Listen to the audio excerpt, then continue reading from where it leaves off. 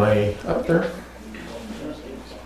So we want to talk about dust collection, and I pulled together some information off the web. Specifically, I went to one website in particular which had just a ton of great knowledge. Bill Pence, for those that may or may not know Bill, he understands dust collection and just a wealth of knowledge. So we're going to go through this quickly. I know we're running a little bit late, so I'll try and cover off the points quickly. But this will be available on the website, so if you want to go back and look at it later, you're more than welcome to. So a couple of points to look at. The fine dust particles and the fine wood dust properties.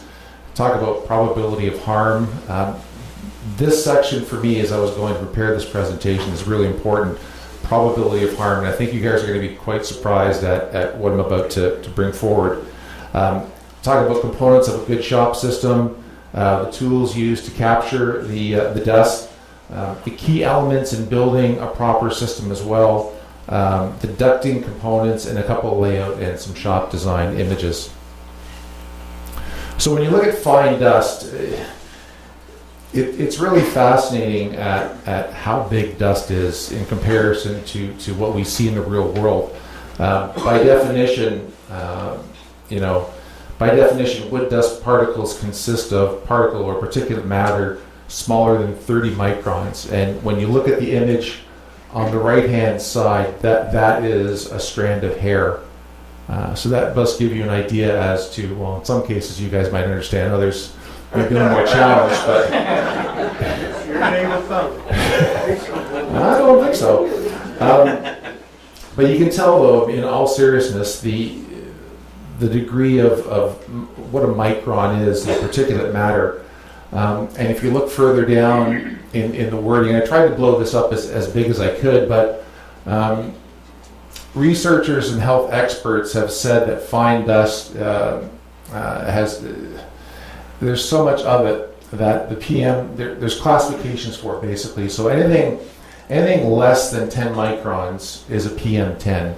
Anything less than 5 microns is a PM5, and a 2.5 is less than 2.5. So when we talk about our shop collection or dust collection system in the back there, we talk about bags that are 5 microns or less, or 2.5 microns.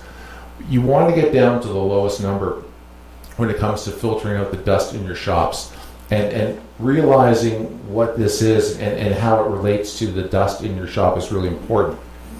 The other part as well is that these are images of actual dust that's floating around in the air. And the thing that really caught my eye in this presentation was that the third picture here are particles. They have razor sharp edges and are often have barbed points. I mean, that's just a piece of dust, but that's then being breathed into your system, into your respiratory system. And that's the dangerous part. That then slows down your breathing. It affects your breathing, I should say. So it's not a positive thing to have fine dust and that particulate matter floating around in the air. Excuse me while I grab my water here, guys. I do. Over time, would it break down and decompose, or just? It does not. It continues to float until it lands somewhere, and that's where the problem is that when it's floating and it lands in your lungs, through your nose or through your mouth when you're taking it in, then it goes right into your respiratory system, and that's kind of what the probability of harm is. And again, the finer dust particles, the deeper into our respiratory system they go, and cause more harm. The under 5 micron particles cause the most health damage because they go deepest into the respiratory system. It's an eye-opener. It was an eye-opener for me because I sit there and I sand on the lathe and I do things and I don't wear a mask and I think I'm safe because it's just dust. It's not. When we come down to the shop and we sit in these chairs and we walk away and our backs are coated with a layer of dust, it's not a good thing.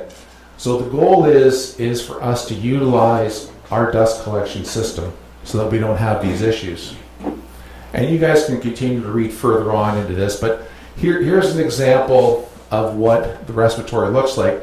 So you're breathing in through the nasal passage, it goes into the trachea, the larynx, the pharynx, all these guys here. My wife, who's a paramedic, would understand most of this stuff. I just look at the image and I say to myself, that's something that I don't want going into my system, and how can I prevent it? And I've actually, in my own shop at home, put in a new dust collection system, a proper dust collection system, and as I do this and I talk about it, there's still room for improvement. So what are the components of a good shop collection system or dust collection system? Chip collection is a big part of it, so getting all the big pieces of cutoffs that we're shooting out, getting the fine dust, and then getting the airborne dust. 3 components that we really have to be focused on when we look at what needs to be done to collect that dust. What are the tools that are used? In our shop here, we have the 2 horsepower King collector in the back, and it's wired up and it's all automatic when the equipment goes on. In this case, we have a basic system, which is the first one up here, where you've got the tool, you've got the dust collector and the bag on top, and that's the basics of it. The next system includes a separator. Now that actually works really well because I've just put that in on my own shop, and what that does is it takes the heavier chips, settles them down in a cyclone action, and it settles them into the can, which then allows just sort of the smaller airborne dust to go into the collector itself.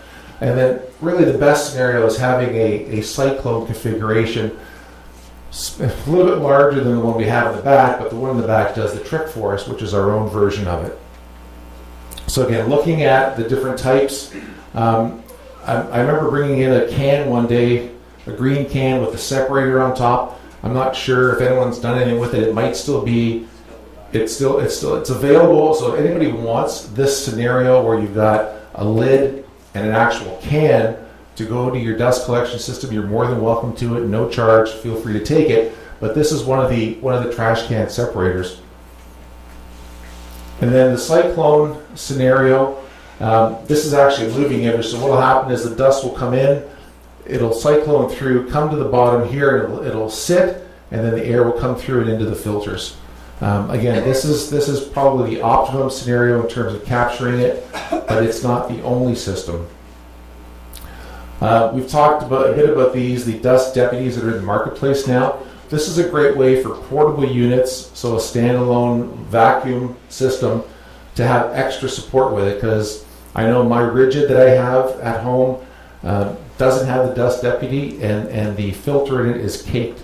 So again, that's up to me now to do a better job of dust collecting. So I'll be getting a dust deputy, which again will take the heavier pieces, separate it from the finer dust, and then the vacuum can do its job.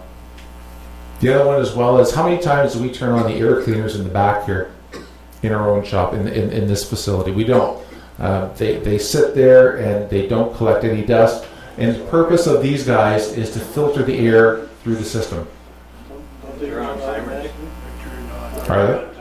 Are they on during the day though? Yes. Are they? Okay, I stand corrected then. I've never heard them myself, but that's good though. But we should have them on as much as possible, because that just helps to filter the air. So the way they work is that the air will flow from the back through to the front, and it should circulate in an oval motion around your shop. So you want to keep it in a channel that allows it to just free flow all the way through, and it'll cycle through.